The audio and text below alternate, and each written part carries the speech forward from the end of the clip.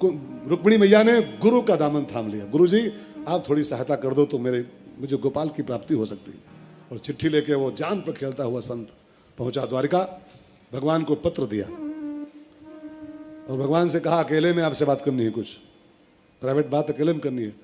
भगवान ने कहा नहीं, हम अकेले में कोई बात नहीं करते, हमारे उद्धव जी अक्रूर जी सब साथ में रहेंगे, बात करना हो तो उनके सामने करो, हमारे मंत्री हैं, परिवार के लोग हैं, अकेले में क्या करना। ज़्यादा अकेले मिलने लगो तो लोग शंका करते हैं बहुत सी, राजा को बहुत संभल के जीना पड़ता है जी। ज़्यादा अकेले में कहीं मिलना शुरू कर दो किसी तो आपको लोग बाहर वाले कहेंगे कुछ जुगाड़ में है, अपने कुछ जुगाड़ में लगा हुआ है।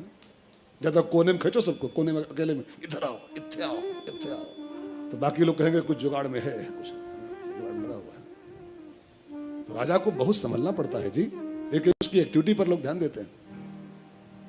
भगवान ने कहा ना अकेले कोई बात नहीं करेंगे, बात करना है तो सबके सामने करो। तो उसने कहा जब ये सब घर के ही हैं तो चलो होती। उसने चिट्ठी खोली ब्राह्मण ने और भगवान को बाँच के सुनाई। रुक्मिणी ने चिट्ठी भेजा है आपके लिए और उसमें जो लिखा है सुनो। और उसने उस ब्राह्मण ने भरे सभा में रुक्मिणी का वो पत्र पढ़ के सुनाना शुरू किया। भगवान को पढ़ना शुरू किया। उसमें क्या लिखा था सुनाऊं पढ़ के?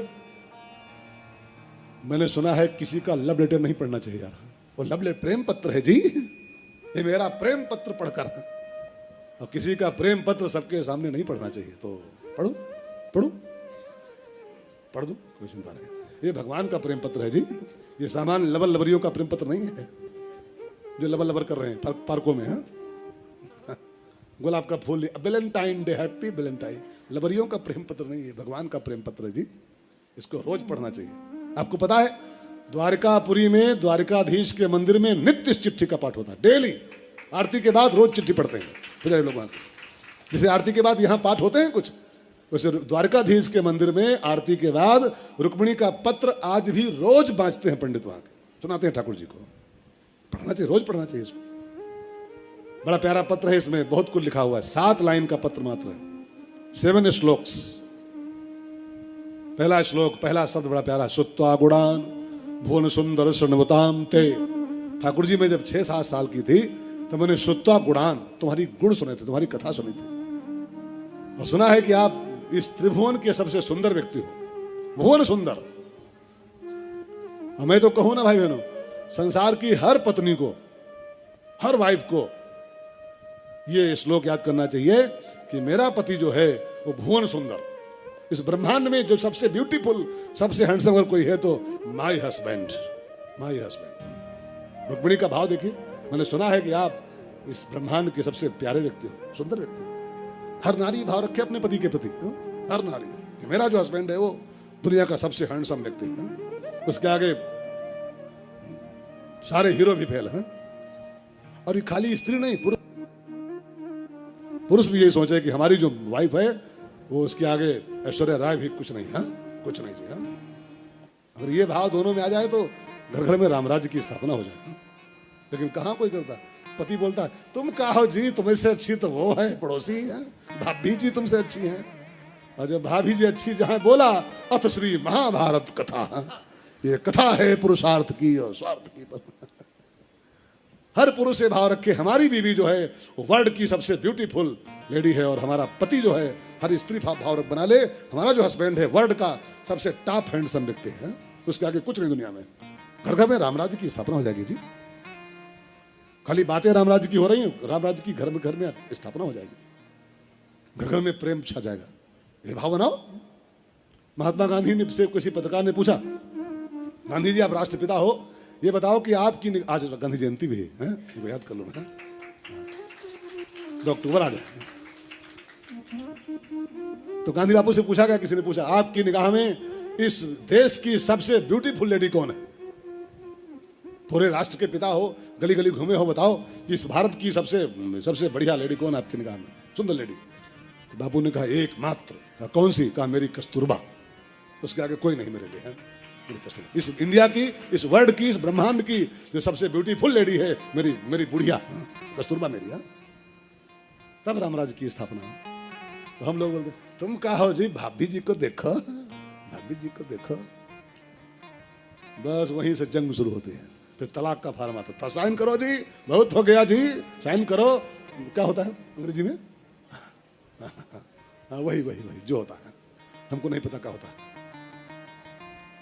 तो रुक्मिणी ने लिखा चिट्ठी में, भुवन सुंदर श्रमताम ते, आपसे प्यारा संसार में कोई नहीं ठाकुर जी, और मैंने 6 साल की अवस्था से आपको अपने जीवन का माझी नियुक्त कर दिया है, जीवन आपके हवाले मैंने कर दिया है। आपके अलावा दूसरा कोई मेरा पति बन नहीं सकता, बन नहीं सकता। अगर आप नहीं आए तो मेरी मौत आएगी, फिर मैं आत्महत्या करूंगी। और ये भी लिख दिया मैं कहाँ मिलूंगी, सब लिखा है चिट्ठी में, कहाँ मिलूंगी। हमारे यहाँ परंपरा है, शादी के पहले बारात मेरी आ चुकी है प्रभु जी, चिस्पाल आ चुका है पहले से। हमारे यहाँ नियम है कि शादी की परंपराओं से पहले हमारे गांव के बाहर जो माता जी का मंदिर है, जगदम्बा मैया का, गौरी माता का, लड़की वहां पूजा करने जाती है शादी के पहले, मंडप के पहले। तो मैं शादी के पहले मंदिर जाऊंगी पूजा करने सहेलियों के साथ, आपको आना है और उसी मंदिर से हमारा वो करना है, क्या किडनैप करना है, क्योंकि लीगल शादी नहीं हो पाएगी हम लोग के, माहौल पूरा बिगड़ चुका है, बारात आ चुकी है मेरी। अब ऐसे में लीगल शादी संभव नहीं है, अब राक्षस विधि से आप हमारा हरण करो, पहले उठाओ हमको यहां से, और आपको आना ही होगा प्रभु जी, आना ही होगा। मैंने आपको चुन लिया है और आपको मुझे अब चुनना ही पड़ेगा, अगर नहीं चुनोगे तो अनर्थ हो जाएगा। सुन साहिबा सुन, प्यार की धुन, मैंने तुझे चुन लिया, तू भी मुझे चुन। कहने को तो गाना है ये, गंगा मैली का गाना नहीं है, रुक्मिणी यही कुछ लिख रही है इसमें। सुन साहिबा सुन, प्यार की धुन, मैंने तुझे चुन लिया, तू भी मुझे चुन। सुन साहिबा सुन,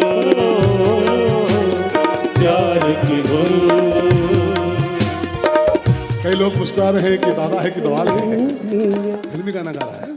फिल्मी गाना नहीं है जी, रुक्मिणी यही लिखी है, ये गाना नहीं लिखा है, लेकिन भाव सब यही पूरा है उसका, श्लोकों का, कि मैंने आपको चुन लिया है ठाकुर जी, आपको मुझे चुनना ही पड़ेगा, चुनना ही पड़ेगा। एक संत बोल रहे थे, रमेश भाई ओझा, भागवत के बड़े प्रकांड विद्वान, बोल रहे थे कि परमात्मा के साथ अरेंज मैरिज का लफड़ा मत पालना, परमात्मा के साथ तो लव मैरिज ही सक्सेस होती है। लव मैरिज, अरेंज मैरिज बहुत बहुत डिफिकल्ट है, वो बहुत कठिन पड़ेगी। यम नियम आसन प्राणायाम प्रत्याहार ध्यान धारणा लंबी प्रक्रिया है, तब कहीं नंबर आएगा अरेंज मैरिज का। जिंदगी कम पड़ जाएगी, बहुत लंबी प्रक्रिया है, जीवन छोटा सा है। तो भगवान के साथ अरेंज मैरिज का लफड़ा मत पालिएगा, जो पाले उसको पालने दो। आप तो सीधे मैंने तुझे चुन लिया और तू भी मुझे चुन। सुन साहिबा सुन, प्यार की धुन। जय सिया राम, बोलो जोर से, जय सिया राम।